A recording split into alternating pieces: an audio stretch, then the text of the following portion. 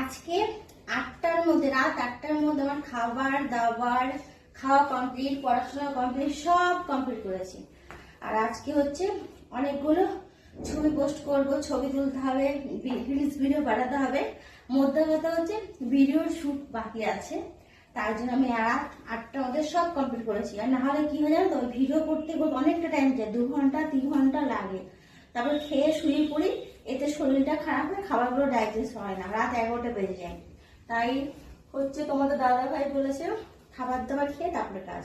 খাবারটা খাওয়া গেছে 8টার মধ্যে, এখন যে সারাদিন রাত কাজ করে কোনো অসুবিধা হবে না। আর আমি আজকে এই শাড়িটা পরে ভিডিও বানাবো এবং ছবি তুলবো। মেসোতে এই শাড়িটা 175 টাকায় দিচ্ছে, কিন্তু আমি ফ্লিপকার্ট থেকে কিনেছিলাম, তখন অনেক দাম ছিল। সবাই মেসো দেখে সার্চ করে নাও, কাপড়টা কিন্তু খুব সুন্দর। আর লাইট জ্বালিয়েছে সারা ঘরে, শুধু ভিডিও শুট করার জন্য সব ঘরে লাইট, পাখাটাও অফ করে রেখেছি।